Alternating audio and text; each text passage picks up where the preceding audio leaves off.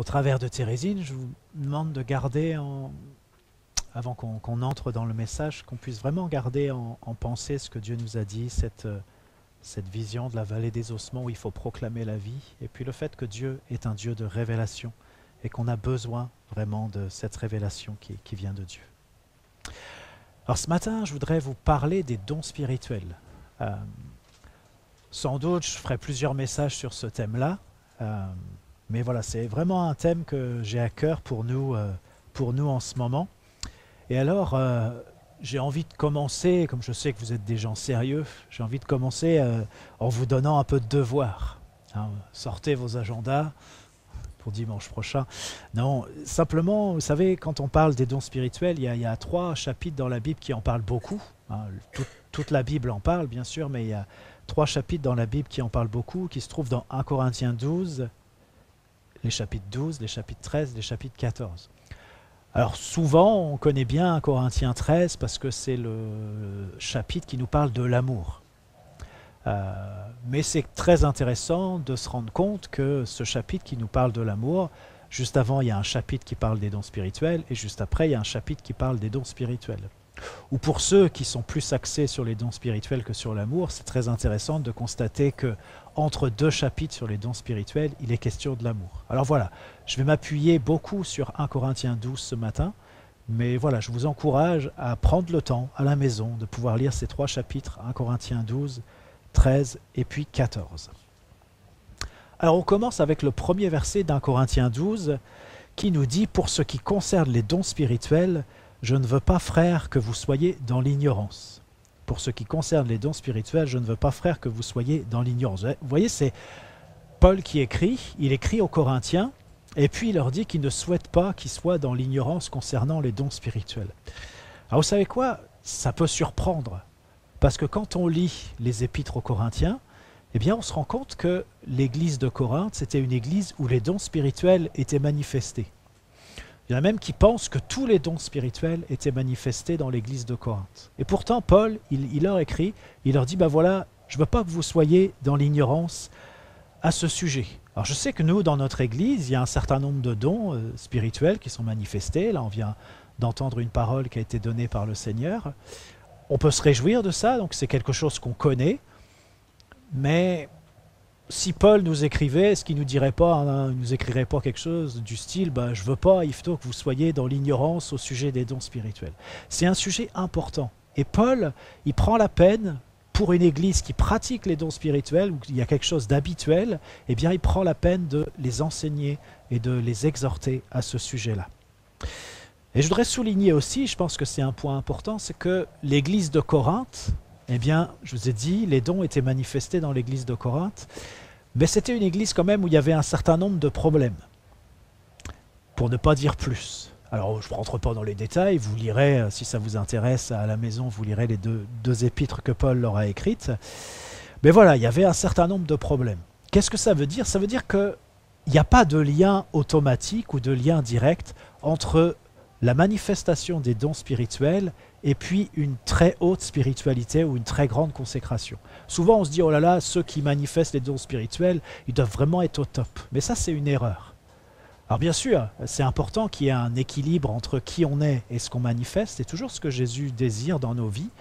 Mais voilà, il ne faut pas se dire, oh là là, moi, je peux pas manifester un don spirituel, c'est pas possible parce que ma vie, ceci, ma vie, cela.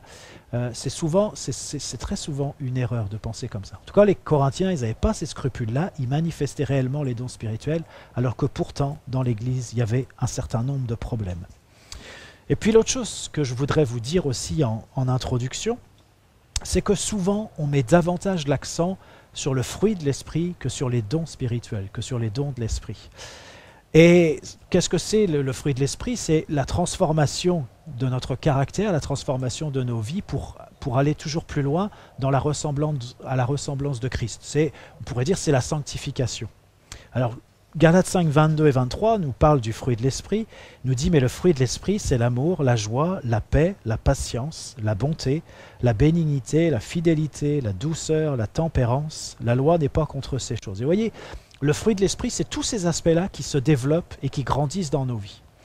Et je voudrais vous dire qu'on a raison de mettre davantage l'accent sur le fruit de l'esprit que sur les dons de l'esprit, que sur la manifestation des dons.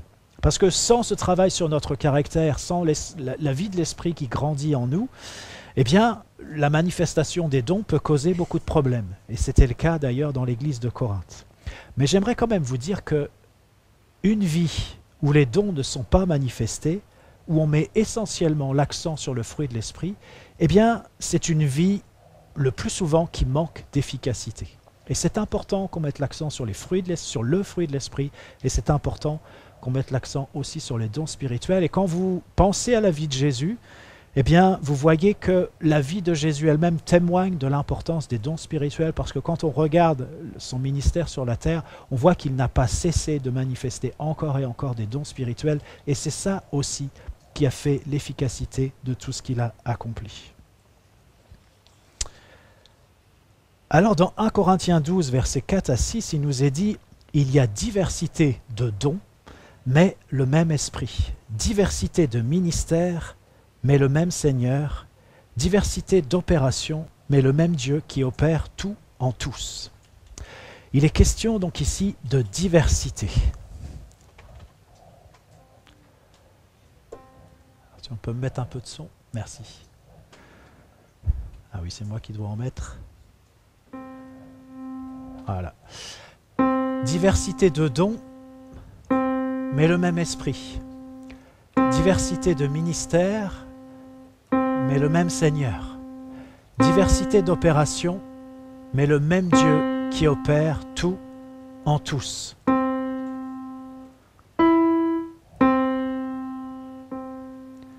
Vous voyez ce que je suis en train de faire? Je suis en train de jouer du piano. Vous y croyez, vous? Je suis en train de jouer du piano. Mais je joue du piano avec une seule main et même avec un seul doigt. Ça vous plaît? Ah, ça va être un peu lassant, j'ai l'impression. Bon, allez, allez, deux doigts. Oh là, deux doigts en même temps, ça fait beaucoup, ça. On va retourner dans la sécurité, parce que j'ai peur de me tromper. Vous voyez, c'est important, parce que j'ai un piano devant moi. Ah oui. J'ai un piano devant moi, il y a, je ne sais pas combien il y a de touches. Combien? 88 touches. Il y a des blanches, il y a des noires, il y a un certain nombre d'octaves. 88, ça doit faire, je ne sais pas, 7-8 octaves, quelque chose comme ça. Il y a une possibilité absolument incroyable de pouvoir jouer du piano. C'est juste extraordinaire. Mais voyez, moi, je me mets devant le piano. Qu'est-ce que je fais? Je prends une main, je prends un doigt, éventuellement deux. Voilà, je fais un petit truc comme ça. Et puis, ben, j'ose pas faire plus. Mais j'ose pas faire plus parce que je ne sais pas jouer de piano. Enfin, quand je suis tout seul, j'ose un petit peu, mais voilà, quand je suis tout seul.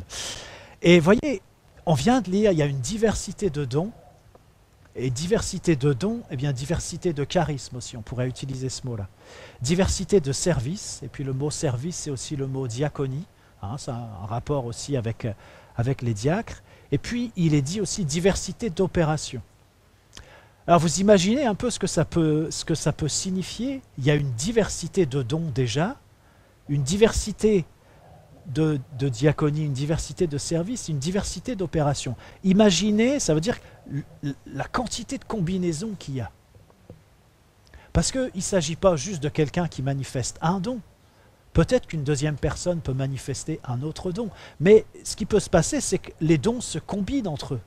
Il y a un service tout d'un coup qui se fait. Il y a une opération qui se fait parce qu'il y a plusieurs dons qui sont combinés entre eux. Il y a un nombre de possibilités juste incroyable.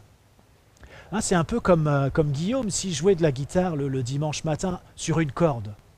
Bon, bah voilà, on dirait, bon, bah ouais, c'est bien, il joue sur une corde, alors il déplace son doigt, il fait des petits trucs comme ça. Ça n'irait pas, vous êtes bien d'accord. Mais bien souvent, c'est ce qu'on fait. C'est ce qu'on fait avec les dons spirituels, c'est ce qu'on fait avec le développement de la vie de l'esprit en nous, parce qu'on est toujours en train de jouer la même note.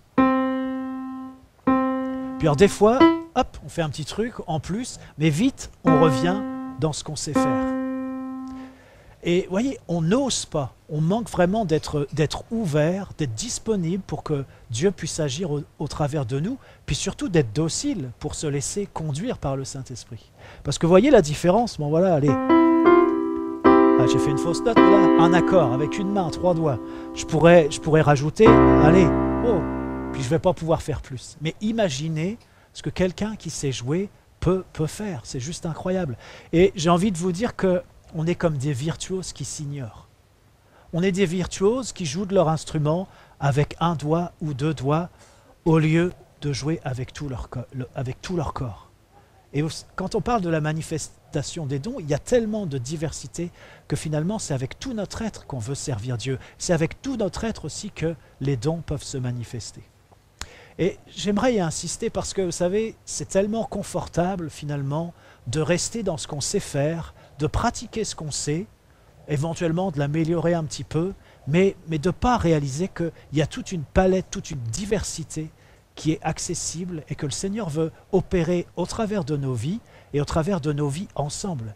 Et je voudrais vous dire que les dons sont faits aussi pour se combiner ensemble, pour qu'il y ait toutes sortes de combinaisons, pour qu'il y ait cette harmonie de l'esprit qui puisse vraiment s'opérer. Et j'aimerais vous sensibiliser à ça pour qu'on ne soit pas fermé sur ce sujet-là, pour qu'on ne soit pas toujours dans ce qu'on sait, et parce qu'on a toujours cette tendance en tant qu'être humain à rester dans ce qu'on sait, en améliorant un peu, on se déplace un petit peu, mais on n'ose pas aller sur un terrain qu'on ne connaît pas. Pourtant, moi j'aimerais vous dire que ce que je remarque de la vie chrétienne, c'est que le Seigneur a des moments particuliers, mais régulièrement, il voudra toujours nous emmener sur un terrain qu'on ne connaît pas. Et si on reste sur des terrains qu'on connaît, des terrains qu'on maîtrise, eh bien on ne peut pas dire qu'on dépend de Dieu, parce qu'on s'appuie sur nous-mêmes, on s'appuie sur ce qu'on sait, on s'appuie sur notre expérience, on s'appuie sur nos connaissances, mais finalement, on est fermé à ce que Dieu veut faire avec nous, à ce que Dieu veut faire au travers de nos vies. Alors je voudrais lire avec vous dans 1 Corinthiens 12, versets 7 à 11. On continue donc sur ce sujet. 1 Corinthiens 12, versets 7 à 11. Voilà ce qui est dit. Or, à chacun, vous entendez ça? Or, à chacun, la manifestation de l'Esprit est donnée pour l'utilité commune. Peut-être si on s'arrête juste à un moment, eh bien, il est question de chacun. Donc, il n'y a pas quelqu'un qui peut dire « Ah non, moi, je ne suis pas concerné par ce sujet ». Parce que la parole de Dieu, elle s'adresse à chacun lorsqu'elle parle des dons. Et il nous est dit que la manifestation de l'Esprit, elle est donnée pour l'utilité commune. Ça veut dire que quelqu'un qui refuse ou qui ne veut pas aller sur ce terrain, eh bien, il enlève quelque chose à l'utilité commune dont l'Église a besoin. Chacun, on a une responsabilité pour l'utilité commune. C'est ça que nous dit la parole. Alors il nous est dit, verset 8, « En effet, à l'un est donné par l'Esprit une parole de sagesse, à un autre une parole de connaissance selon le même Esprit, à un autre la foi par le même Esprit, à un autre le don des guérisons par le même Esprit, à un autre le don d'opérer des miracles, à un autre la prophétie, à un autre le discernement des esprits, à un autre la diversité des langues, à un autre l'interprétation des langues. Un seul et même Esprit opère toutes ces choses, les distribuant à chacun en particulier comme il veut. » J'insiste, les distribuant à chacun encore en particulier comme il veut. C'est ça, le Saint-Esprit fait comme il veut. Mais est-ce que le Saint-Esprit peut, avec nous, faire comme il veut? C'est ça la question. Alors, vous voyez, dans ce passage, il y a une espèce de liste, une liste des dons spirituels, ou une première liste des dons spirituels, j'ai envie de vous dire. Alors, je vais pas rentrer dans le détail de ce que sont chacun des dons, je vais juste en dire quelques mots. On y reviendra peut-être plus tard, et puis c'est vrai que l'intitulé, il est plus ou moins explicite. Mais ce que je veux juste qu'on prenne conscience ce matin qu'il y a vraiment une diversité, une grande variété de dons. Alors le premier des dons qui est mentionné, c'est la parole de sagesse. Vous voyez, une situation particulière où l'être humain ne sait pas ce qu'il faut faire. On s'adresse à Dieu et Dieu donne une parole de sagesse qui nous interpelle et qui nous indique qu'est-ce qu'on peut faire dans cette situation précise. Une parole de connaissance, quelque chose que personne ne peut savoir, eh bien Dieu le révèle et puis le manifeste au travers de quelqu'un. Ça, c'est quelque chose qui se passe au travers de nous. Au milieu de nous. Il y a parfois des paroles de connaissance, il y a des choses qui sont dites, qui sont révélées, et les personnes se disent, mais comment c'est possible qu'on sache ça? Est-ce qu'on connaît ma vie? Eh bien, non, personne ne connaît ta vie, mais simplement Dieu la connaît, et puis il peut utiliser quelqu'un pour te faire connaître un certain nombre de choses, et te montrer qu'il existe, et qu'il est là, et qu'il te connaît. La foi, il y a un don de foi, ce n'est pas la foi qu'on a les uns et les autres, mais c'est un don particulier qui est donné pour quelque chose de spécifique. Ensuite, il est question du don de guérison, le don d'opérer des miracles, la prophétie, c'est quelque chose qu'on connaît aussi au milieu de nous. Le don des langues, donc le parler en langue, ça mériterait de creuser un petit peu, mais voilà, c'est aussi quelque chose qui se pratique au milieu de nous. Et puis les questions de l'interprétation des langues, c'est-à-dire quelqu'un qui donne un message en parlant en langue, et puis qui l'interprète, ou quelqu'un d'autre qui interprète le message. C'est déjà arrivé quelquefois ici, mais ce n'est pas fréquent. Mais vous voyez, il y a toute une liste, et il y a une variété, il y a une diversité. Et puis si on continue donc dans 1 Corinthiens 12, et je vais lire au verset 27, 1 Corinthiens 12, versets 27 à 31, il nous est dit, vous êtes le corps de Christ et vous êtes ses membres, chacun pour sa part. Oui, encore une fois, chacun pour sa part. Tout le monde est concerné. Il n'y a pas quelqu'un qui peut dire, non, non, moi je ne suis pas concerné, moi je suis à part de ça. Ce n'est pas possible. Tu fais partie du corps, tu as un rôle à jouer, tu as quelque chose à apporter que Dieu t'a donné. Verset 28, il est dit, et Dieu a établi dans l'Église premièrement des apôtres, secondement des prophètes, troisièmement des docteurs, ensuite ceux qui ont le don des miracles, puis ceux qui ont les dons de guérir, de secourir, de gouverner, de parler diverses langues. Vous voyez, c'est comme si on avait une deuxième liste. Alors ça se recoupe un peu, mais il y a des éléments qui sont différents. Tous sont-ils apôtres, tous sont-ils prophètes, tous sont-ils docteurs, tous sont-ils le don des miracles, tous sont-ils le don des guérisons, tous parlent-ils en langue, tous interprètent-ils. Aspirez aux dons les meilleurs, et je vais encore vous montrer une voie par excellence. Vous voyez, là on a comme une deuxième liste. Alors il est question des apôtres, des prophètes, des docteurs. Les docteurs, c'est les enseignants. Et puis, ce n'est pas écrit à cet endroit-là, mais il y a d'autres endroits où il est question aussi des pasteurs et des évangélistes. On pourrait ajouter ça. Et puis ensuite, ça reprend des dons qui ont été mentionnés, le don des miracles, les dons de guérir, mais il y a aussi les dons de secourir, et puis les dons de gouverner. Ça, ce n'était pas dans la première liste. Le don de secourir, les dons de gouverner. Et puis encore une fois, il est question des dons de parler diverses sortes de langues et d'interpréter. C'est comme une deuxième liste, si on peut dire. Et ce que j'aimerais attirer votre attention, c'est que, voilà, on a parlé de diversité, on a parlé de combinaison, on a parlé qu'il y avait diverses opérations possibles. Eh bien, voilà, il y a cette diversité, il y a cette variété qui est là, et ce n'est pas avec ces deux listes qu'on fait le tour de la question, loin de là. Le dernier verset que je viens de vous lire nous dit « Aspirez aux dons les meilleurs ». Aspirez aux dons les meilleurs. Dites-moi, est-ce que vous aspirez aux dons les meilleurs? Est-ce que vous aspirez? C'est pas franchement convaincant comme réponse. Là, je vous pose sérieusement la question. Est-ce que vous aspirez aux dons les meilleurs? Est-ce que vous y aspirez? Oui, il y a quelques oui, il y a quelques hochements de tête. Ouais. Bon, il faut que je vous dise ce que ça signifie réellement aspirer. Aspirer, parce que voilà, on lit aspirer, on dit bah oui, j'ai une aspiration, j'aimerais bien, je voudrais bien, ça serait sympa. Mais aspirer, qu'est-ce que ça veut dire? Ça veut dire brûler de zèle pour, désirer sincèrement, poursuivre. Alors j'ai envie de vous reposer la question. Est-ce que vous poursuivez les dons spirituels? Est-ce que vous les désirez sincèrement? Est-ce que vous brûlez de zèle pour les dons spirituels? On a l'impression que ce n'est plus tout à fait la même question. Mais c'est une question vraiment sérieuse. Parce que une chose que je remarque aussi, c'est que Dieu, il aime qu'on lui demande. Il aime qu'on ait soif, il aime qu'on désire les choses vraiment, et puis il aime nous donner. Mais moi j'ai remarqué une chose, c'est quand je donne à mes enfants quelque chose qui est bien, qui est même très bien, qui est même très bon, mais qu'ils n'en ont pas vraiment, ils n'ont pas vraiment d'envie très développée, bah souvent ils ne font pas attention à ça, ça n'a pas vraiment beaucoup de valeur. Par contre, s'il y a une envie comme ça qui grandit au fil des semaines, au fil des mois, et puis que voilà, on répond à cette envie, alors là vraiment ça a de la valeur. Est-ce que ça a de la valeur pour vous les dons spirituels? Parce que ce que Paul dit aux Corinthiens, pourtant, je le rappelle, une église qui manifeste déjà les dons, il leur dit aspirez aux dons les meilleurs, brûlez de désir, de zèle pour vraiment manifester les dons, poursuivez-les, désirez-les vraiment ardemment, sincèrement. Et moi je crois que c'est sans doute un premier point pour beaucoup d'entre nous, eh bien on a besoin de se remettre en question sur ce point-là. Parce que pour toutes sortes de raisons, non valables, enfin peut-être valables pour vous et peut-être valables pour moi, mais non valables au regard de Dieu, eh bien, on ne brûle pas de désir, on ne brûle pas de zèle pour manifester les dons spirituels. On ne les poursuit pas. Vous comprenez ce que ça veut dire poursuivre? Ça veut dire qu'on court après, on veut les attraper. Dieu veut les donner, mais nous, on veut les attraper.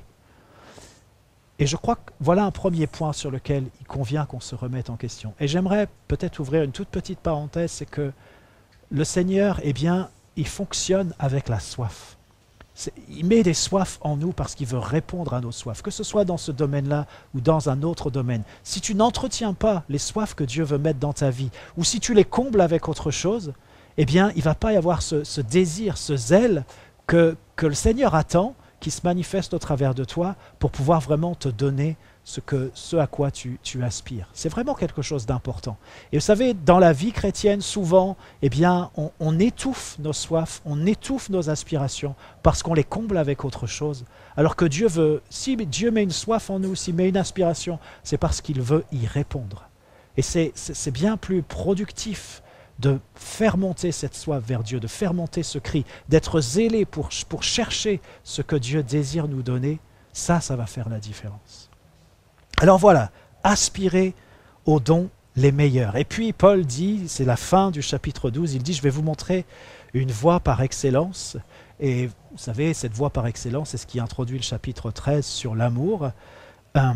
Et j'aimerais vous dire que de cette manière-là, eh bien, Paul fait aussi le lien entre les dons spirituels et le fruit de l'esprit. C'est-à-dire qu'il est en train de dire aussi, mais voilà, vous pouvez manifester tous les dons, mais s'il vous manque l'amour, eh bien, ça ne sert à rien. Ou peut-être, on pourrait aussi le voir autrement. Si vous avez l'amour, c'est bien, mais il faudrait que vous manifestiez les dons aussi. Parce que tout ça va ensemble. Alors on a lu le dernier verset du chapitre 12, et je voudrais vous lire maintenant le premier verset du chapitre 14, qui rebondit sur le chapitre 13 qui parle de l'amour. Et il est dit, recherchez la charité ou recherchez l'amour, aspirez, encore une fois, hein, Paul y répète, parce que c'est important, aspirez aussi aux dons spirituels, mais surtout à celui de prophétie. Alors je voudrais souligner que ce sujet des dons, eh bien, il est particulièrement important, même pour les nouveaux. Parce que vous savez, la vie chrétienne, ça consiste à développer une relation avec Dieu. C'est une relation avec Dieu, c'est une intimité, c'est une proximité qu'on développe avec Dieu, avec Jésus. Et il y a toutes sortes de manières pour développer cette intimité, pour entretenir la communication avec notre Dieu. Mais une large part de cette communication, eh bien, elle passe par les dons. Elle passe par les dons. Soit qu'on les manifeste, ou soit qu'on en est au bénéfice. Et bien sûr, vous avez compris que l'un n'exclut pas l'autre. Il y a des personnes qui manifestent les dons, mais qui sont aussi au bénéfice des dons. Voilà. Ce n'est pas parce que tu es au bénéfice des dons que ça t'empêche de les manifester. Ou ce n'est pas parce que tu les manifestes que tu ne vas pas être au bénéfice des dons. C'est vraiment les deux. Mais je voudrais vous dire qu'il y a bien plus que ça. Ça va bien plus loin que ça et c'est bien plus important que ça. Et je voudrais lire avec vous dans Daniel 10, versets 12 à 14. Daniel 10, versets 12 à 14. C'est un ange qui dit à Daniel, il me dit, Daniel, ne crains rien. Car dès le premier jour où tu as eu à cœur de comprendre et de t'humilier devant ton Dieu, tes paroles ont été entendues. Et c'est à cause de tes paroles que je viens. Le chef du royaume de Perse m'a résisté 21 jours, mais voici Michaël, l'un des principaux chefs, est venu à mon secours, et je suis demeuré là auprès des rois de Perse. Je viens maintenant pour te faire connaître ce qui doit arriver à ton peuple dans la suite des temps, car la vision concerne encore ces temps-là. Et voyez, dans ce passage, je ne vais pas rentrer dans les détails, mais encore une fois, vous pouvez aller voir à la maison. Mais dans ce passage, Daniel prend à cœur une situation. Et parce qu'il prend à cœur une situation, eh bien, il décide de prendre du temps dans la prière, il décide de s'humilier, il décide de faire monter sa voix, ses requêtes vers Dieu. Voilà ce que fait Daniel. Et alors, on peut déduire de ce que l'ange explique à Daniel, on peut déduire que dès que Daniel a commencé à prier, dès que Daniel a commencé à s'humilier, eh bien, la réponse est partie du ciel. Il y a un ange qui a été envoyé. Seulement, ce qui s'est passé, c'est que cet ange a rencontré des obstacles. Et il a mis, je ne rentre pas dans les détails, enfin si je vais rentrer un tout petit peu dans les détails, mais il a mis 21 jours à arriver jusqu'à Daniel. C'est-à-dire que la réponse de Dieu Et puis la révélation qui accompagnait la réponse de Dieu, elle a mis 21 jours à arriver. Pourquoi est-ce qu'elle a mis 21 jours? Parce que sur sa route, pour le dire comme ça, eh bien l'ange a rencontré des difficultés. Ce qui nous est dit avec des mots peut-être qu'on ne saisit pas, c'est qu'il y a eu un conflit spirituel dans le ciel et il y a des démons qui se sont opposés au fait que l'ange puisse arriver jusqu'à Daniel, qui se sont opposés au fait que la réponse puisse arriver jusqu'à Daniel. Et il nous est dit que ça a duré 21 jours. Et le conflit a tellement été important que, eh bien, on voit qu'il y a Michael, l'un des principaux chefs parmi les anges, qui est venu donc au secours dans cette situation. Alors, ce que j'aimerais vous faire remarquer, c'est que il y a, peut-être vous connaissez déjà ça, mais il y a comme 3 ciels. Il y a le premier ciel qui est notre ciel à nous, êtres humains. Il y a le deuxième ciel où il y a tout ce qui appartient à l'adversaire. Et puis il y a le troisième ciel où il y a tout ce qui est à Dieu. Et lorsque Dieu envoie une réponse du troisième ciel pour arriver jusqu'à nous, donc au premier ciel, il faut que ça traverse le deuxième ciel. Donc il y a des obstacles dans le deuxième ciel. C'est ce qu'on voit bien dans ce passage-là. Mais ce que j'aimerais vous dire, c'est que les dons spirituels que Dieu nous donne, eh bien, ils ne font pas ce circuit-là. Ils ne font pas troisième, deuxième, premier. Ils ne rencontrent pas les obstacles du deuxième ciel. Parce que notre esprit, eh bien, il est déjà en relation avec Dieu. Il est déjà au troisième ciel. On est assis avec Christ dans les lieux célestes. Et les dons spirituels, eh bien, ils nous sont donnés au travers de notre esprit. Ça veut dire que, eh bien, il n'y a pas tout ce combat pour que les dons soient manifestés. En tout cas, il n'y a pas ce passage, il n'y a pas ces obstacles. Et qu'est-ce que les dons vont révéler? Qu'est-ce qu'ils vont manifester? Eh bien, ils vont manifester ce que Dieu a déjà fait, ce que le Seigneur a déjà accompli, ce qui est déjà effectif dans le troisième ciel. Et du coup, les dons, eh bien, qu'est-ce qu'ils vont nous permettre? Ils vont nous permettre de croire, de renforcer notre foi, d'agir pour que, effectivement, la volonté de Dieu puisse s'accomplir au milieu de nous. Voilà pourquoi c'est précieux. Et je vous ferai remarquer que les dons, on pourrait peut-être nuancer un tout petit peu, mais les dons, ils vont se manifester au travers de la parole. C'est des dons qui vont être parlés d'une manière ou d'une autre, ou en tout cas qui vont être communiqués, qui vont être manifestés d'une manière concrète. Et voyez ce que ça signifie. Ça veut dire qu'il y a déjà un impact dans le monde physique. Mais cet impact qui nous est donné au travers des dons, au travers de la parole, eh bien, il est fait pour que la volonté de Dieu soit faite sur la terre comme au ciel. C'est ça l'objectif de Dieu. Alors j'aimerais maintenant imaginer, vous avez un ange qui arrive, qui vient vous voir au bout de 21 jours, puis qui vous dit oui, ça y est, l'exaucement est là, je suis venu t'apporter l'exaucement. Quelle serait votre réaction? Moi, je me demande si on ne dirait pas un truc du style attendez, de quoi s'agit-il là? De quel exaucement tu me parles? Parce que, est-ce qu'on fait partie des gens qui sont capables de prier pendant 21 jours de manière soutenue pour un sujet? Ou est-ce qu'on n'est pas plutôt de ceux qui vont aller 3, 4, 5 jours pour les plus endurants, et puis on lâche l'affaire? Mais j'aimerais vous dire aussi que, de toute façon, si Daniel avait lâché l'affaire au bout de 3, 4, 5 jours, eh bien, il n'y aurait pas eu d'ange qui serait arrivé jusqu'à lui.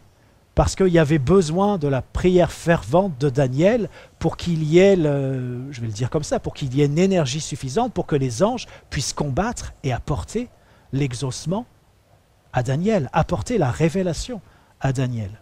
Alors moi, j'ai un peu l'impression que s'il y avait des anges qui arrivaient comme ça, qui disaient « ça y est, c'est bon pour l'exaucement de ta prière », on serait tout interdit, tout interloqué, on ne saurait même pas de quoi l'ange nous parle.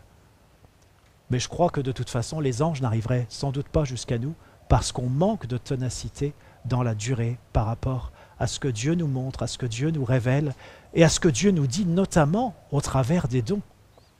Parce que ce qui est manifesté au travers des dons, eh bien, ça ne veut pas dire encore que c'est manifesté là, sur terre, dans le premier ciel, pour reprendre cette image-là. Mais il faut qu'on croie et qu'on s'accapare et qu'on prie et qu'on lutte peut-être pour que justement, eh bien, les choses que Dieu veut communiquer, eh bien, on puisse les avoir, les attraper, les saisir et qu'on puisse vraiment s'attendre à Dieu pour ça. Et vous voyez, dans ce passage, eh bien, Daniel, il a reçu comme des directives de Dieu. C'est pour ça qu'il a commencé à prier, c'est pour ça qu'il a commencé à s'humilier. Mais lorsqu'on reçoit, nous, des directives de Dieu, lorsqu'on reçoit une conduite de Dieu, Est-ce qu'on peut faire comme Daniel pendant 21 jours, avoir une intercession comme ça soutenue, jusqu'à ce qu'on voit vraiment l'exaucement de ce que Dieu nous a dit, jusqu'à ce qu'on ait en possession ce que Dieu veut nous communiquer. En tout cas, je voudrais vous dire que les dons servent à ça. Les dons servent à ça. Que ta volonté soit faite sur la terre comme au ciel. C'est une prière qui est bien connue, c'est un extrait du Notre Père. Que ta volonté soit faite sur la terre comme au ciel, que ton règne vienne. Et j'aimerais vous dire que les dons sont faits pour que le règne de Dieu se manifeste et que le règne de Dieu soit établi. C'est une des manières, ce n'est pas la seule, mais c'est une des manières importantes que Dieu utilise pour que son règne soit établi, pour que sa volonté soit faite sur la terre comme au ciel, pour que sa volonté soit faite dans ta vie déjà. Ça commence par là.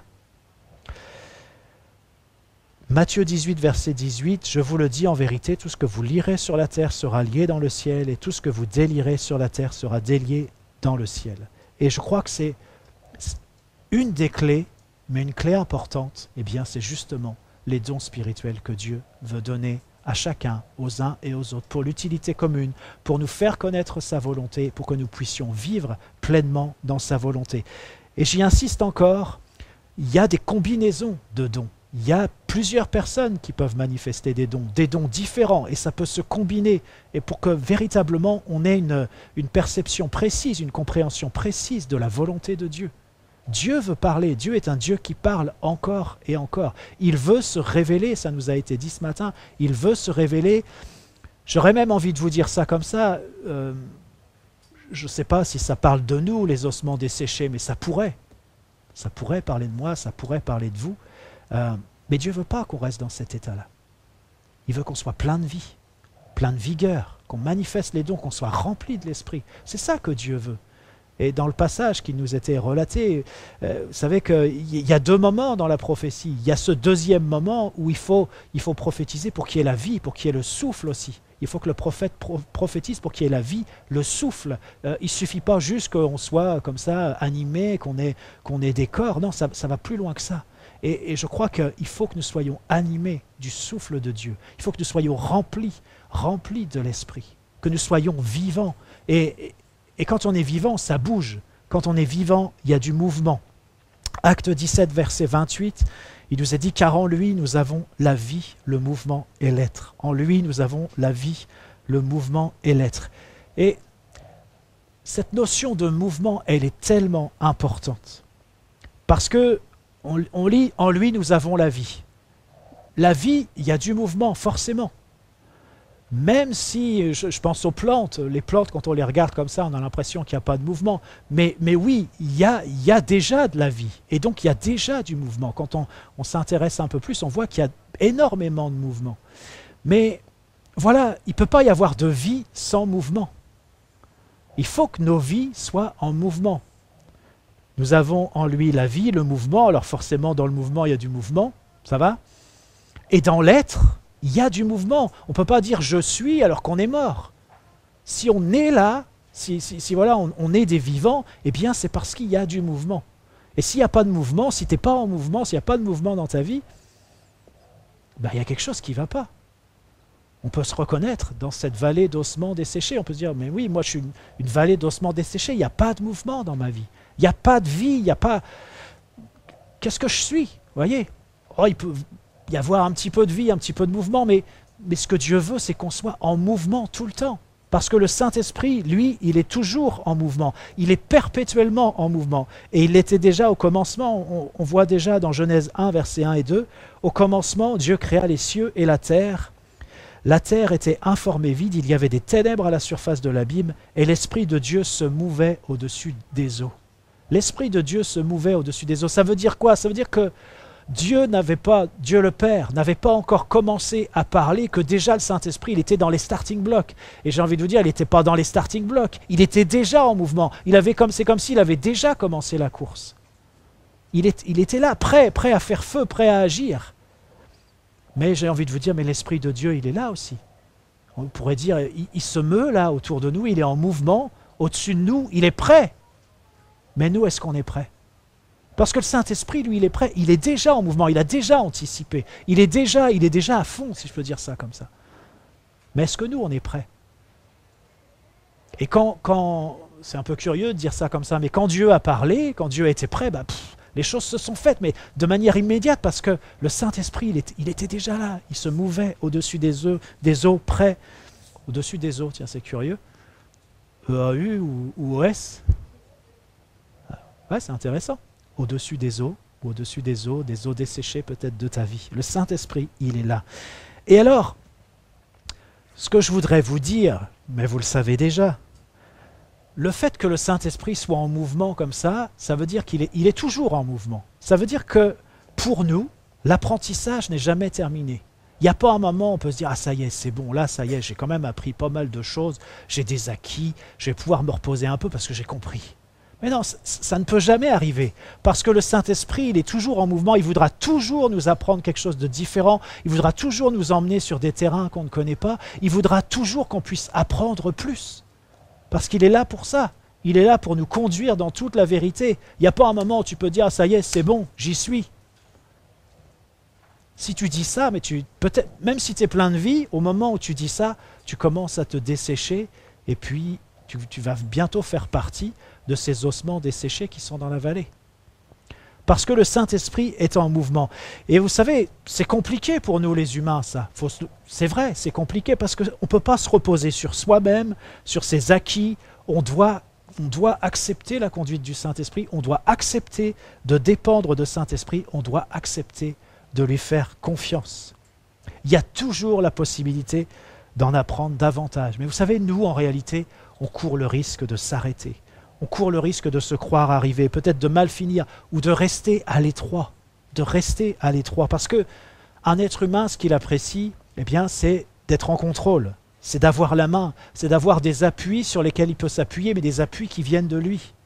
Et ça, avec Dieu, eh bien, ça ne marche pas, parce que Dieu, ce qu'il désire, c'est qu'on dépende de lui, c'est qu'on se laisse conduire par lui, et c'est qu'il y ait vraiment une collaboration entre lui et nous, qu'on soit ensemble. Et ça, pour un être humain, c'est difficile. C'est inconfortable, je vous dirais même c'est douloureux. Mais c'est le chemin, c'est le chemin. Et puis je vous disais, bien souvent, on est à l'étroit et on choisit de rester à l'étroit. Je voudrais lire avec vous dans 2 Corinthiens 6, verset 11, et puis on va lire jusqu'au tout début du chapitre 7. Encore une fois, c'est Paul, c'est ce qu'il a écrit aux Corinthiens. Voilà ce qu'il dit. « Notre bouche s'est ouverte pour vous, Corinthiens, notre cœur s'est élargi. Vous n'êtes point à l'étroit au-dedans de nous, mais c'est en vous-même que vous êtes à l'étroit. Ou alors, mais vos entrailles se sont rétrécies. » Mais j'aime bien cette expression. C'est en vous-même que vous êtes à l'étroit. Rendez-nous l'appareil. Je vous parle comme à mes enfants. Élargissez-vous aussi. Je m'arrête peut-être un instant ici. Vous voyez ce que dit Paul, c'est que il dit voilà, il y a de l'espace dans nos cœurs pour vous. C'est large. Notre cœur, il est large pour vous. Mais il dit aux Corinthiens, mais vous, où est-ce que vous en êtes? Est-ce que vous ne seriez pas à l'étroit? Est-ce que vous ne seriez pas rétréci? Est-ce que vous ne seriez pas rabougri? Il y a besoin que vous vous élargissiez. Est-ce qu'on est à l'étroit? Est-ce qu'on est à l'étroit en nous-mêmes? Et alors je continue. Voilà ce que Paul dit, ce qu'il écrit plutôt. « Ne vous mettez pas avec les infidèles sous un joug étranger, car quel rapport y a-t-il entre la justice et l'iniquité? Ou qu'y a-t-il de commun entre la lumière et les ténèbres? Quel accord y a-t-il entre Christ et Bélial? Ou quelle part a le fidèle avec l'infidèle? Quel rapport y a-t-il entre le temple de Dieu et les idoles? Car nous sommes le temple du Dieu vivant. Comme Dieu l'a dit, j'habiterai et je marcherai au milieu d'eux. Je serai leur Dieu et ils seront mon peuple. » Vous voyez, c'est quand même extraordinaire. Qu'est-ce que Dieu veut faire? Il veut habiter au milieu de nous. Il veut marcher au milieu de nous. C'est ça que Dieu veut. Mais est-ce que Dieu, il est à l'aise au milieu de nous ou est-ce qu'il est à l'étroit? Est-ce que dans ta vie, Dieu, il est à l'aise? Est-ce qu'il peut marcher? Est-ce qu'il peut se mouvoir? Ou est-ce qu'il est à l'étroit? Est-ce qu'il a une place toute rabougrie? Est-ce qu'il est cloisonné? Ou alors est-ce qu'il a la liberté? Il peut t'utiliser comme il le souhaite. Est-ce qu'on est des vases dociles, des instruments qu'on peut utiliser? Ou alors est-ce qu'on est rétif? Est-ce qu'on on se laisse gagner par la peur? Ou est-ce qu'on est négligent? Ou est-ce qu'on est inattentif? Là, Paul est en train de dire, mais il faut vous élargir les Corinthiens. Il ne faut pas rester à l'étroit comme ça, parce que Dieu veut marcher au milieu de vous. Dieu veut habiter au milieu de vous. Il faut de la place. Il faut de la place pour que Dieu puisse vraiment s'installer. Et puis il dit ensuite, c'est pourquoi sortez du milieu d'eux et séparez-vous, dit le Seigneur, ne touchez pas à ce qui est impur, et je vous accueillerai. Je serai pour vous un père, et vous serez pour moi des fils et des filles, dit le Seigneur Tout-Puissant.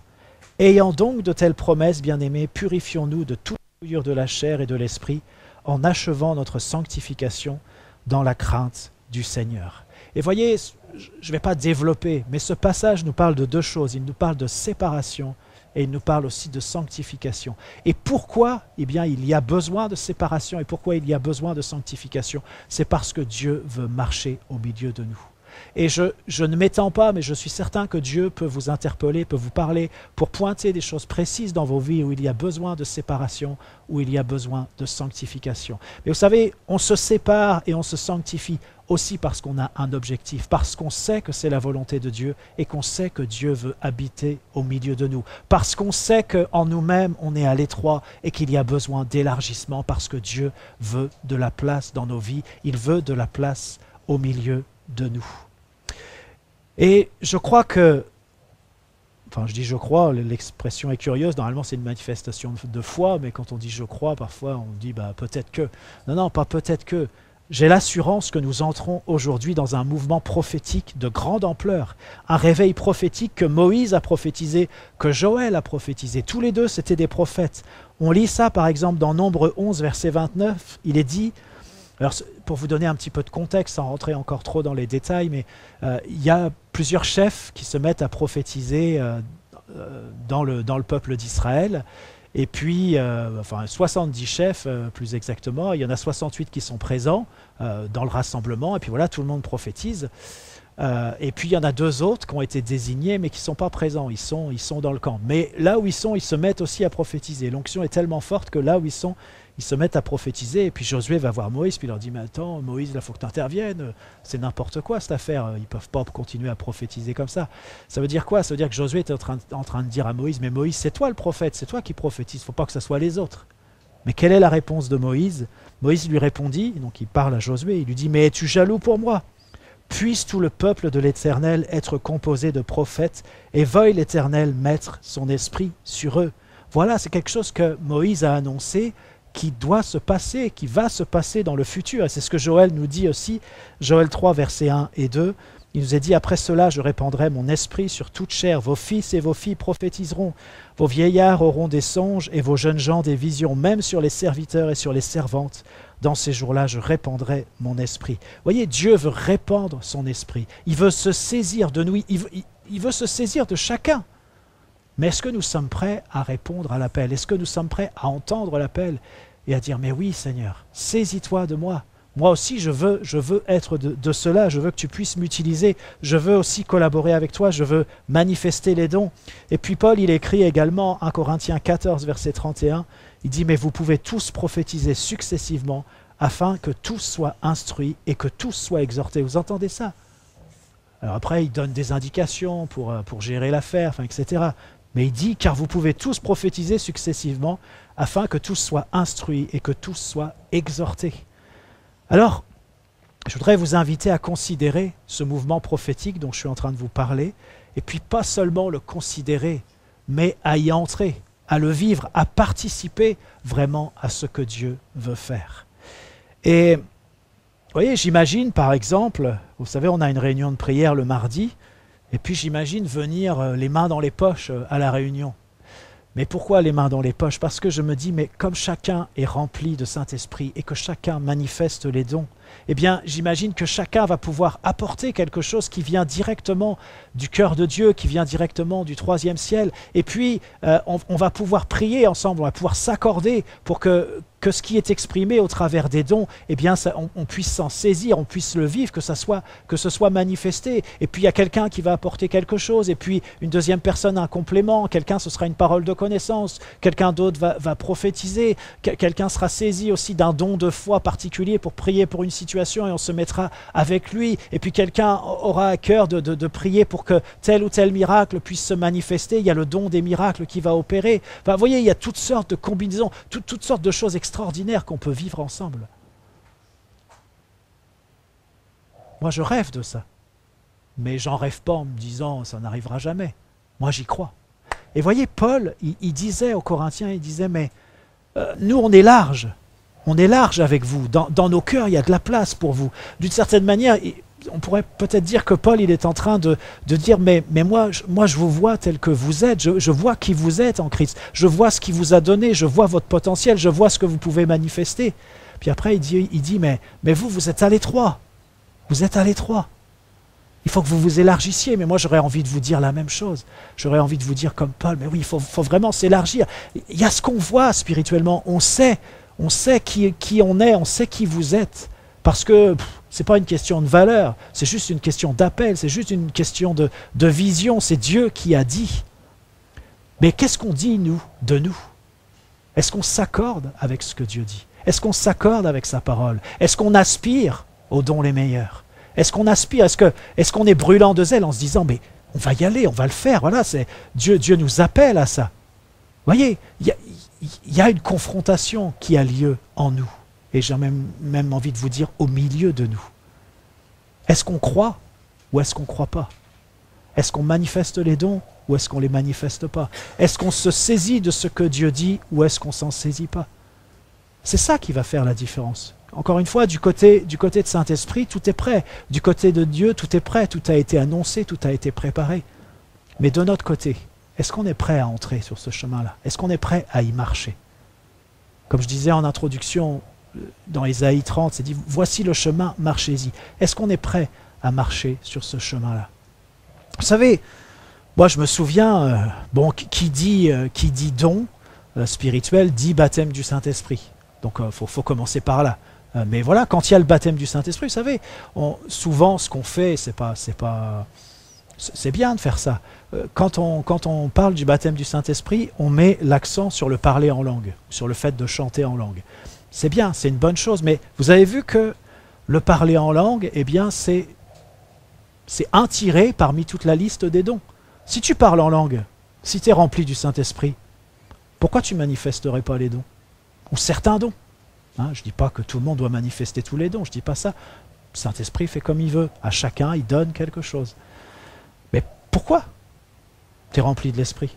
Pourquoi est-ce que tu te limiterais à jouer une seule note comme ça sur le piano? Je dis ça pour ceux qui manifestent par exemple un don d'une certaine manière. Pourquoi est-ce que ça serait comme ça seulement? Non, on va rajouter tes notes, on va mettre une deuxième main, on va peut-être rajouter un autre don, il y a quelque chose qui va se développer, qui va s'élargir. Est-ce que vous êtes avec moi?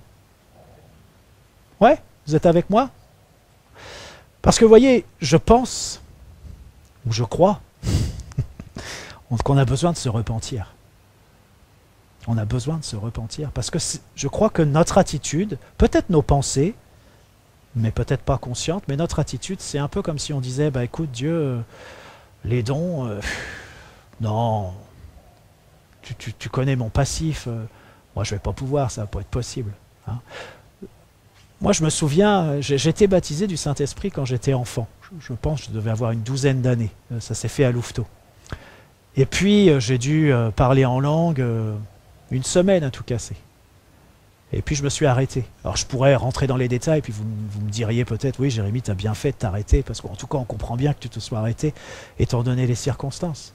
Mais c'est terrible que je me sois arrêté, parce que j'ai vécu une frustration terrible. Peut-être même que les années où je me suis éloigné de Dieu, c'est parce que justement, j'ai arrêté quelque chose là.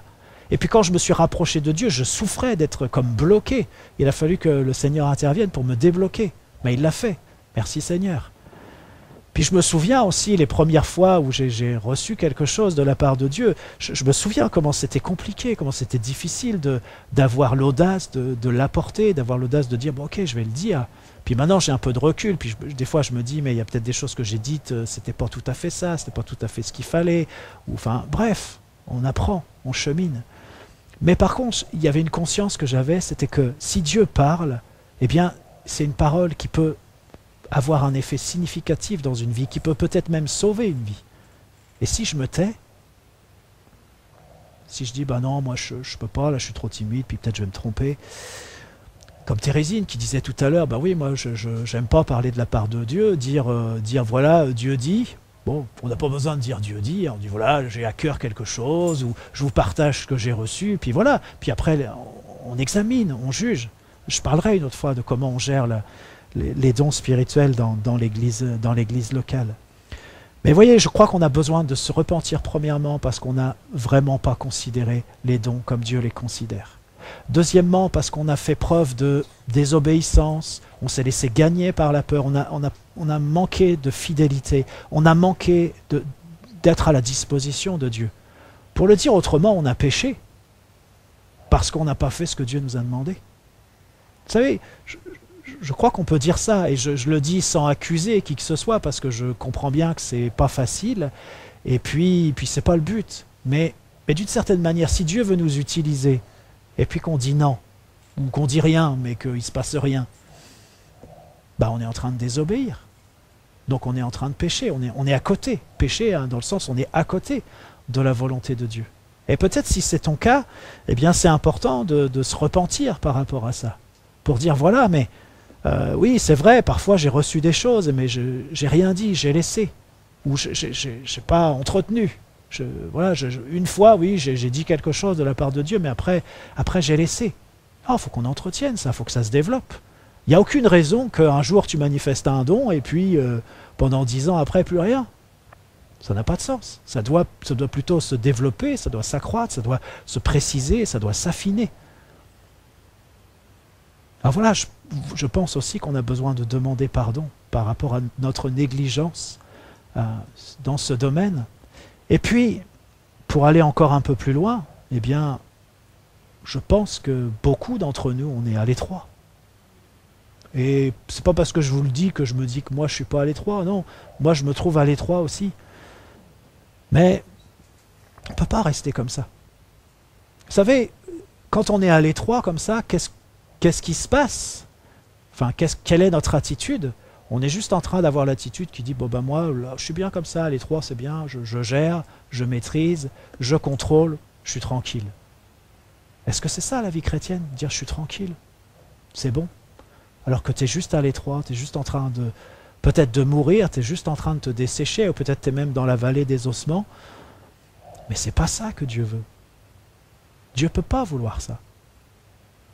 Encore une fois, je voudrais vous le redire, le Saint-Esprit est en mouvement, il est là le Saint-Esprit, il est en mouvement. Est-ce que nous, on se met en mouvement pour s'accorder avec Saint-Esprit? Lui, il est prêt.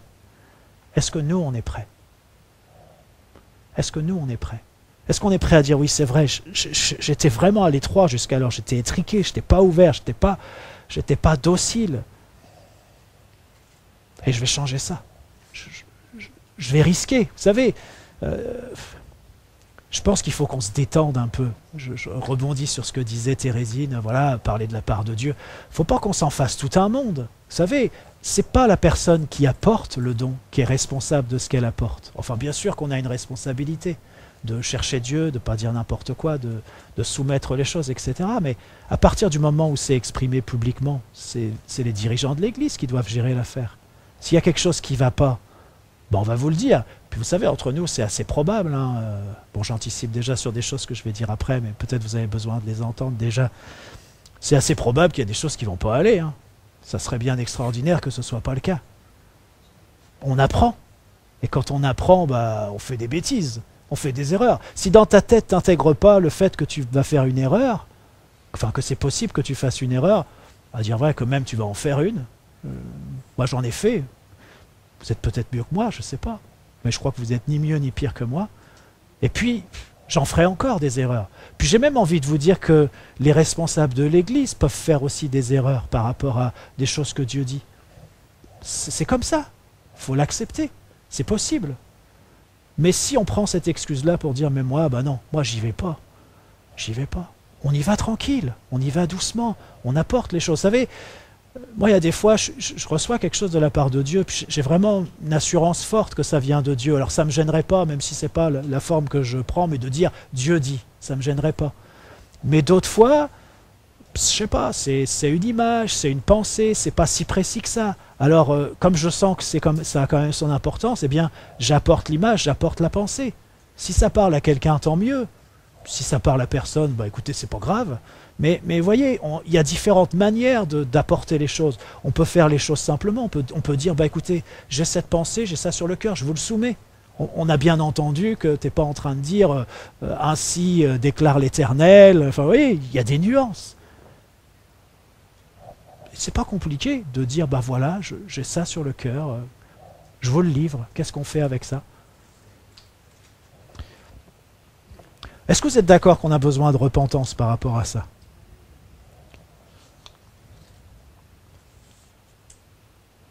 Je vais demander aux musiciens de bien vouloir revenir et je voudrais qu'on puisse prendre un temps devant le Seigneur, dans sa présence, et puis qu'on s'attende à ce que le Seigneur nous visite, nous touche.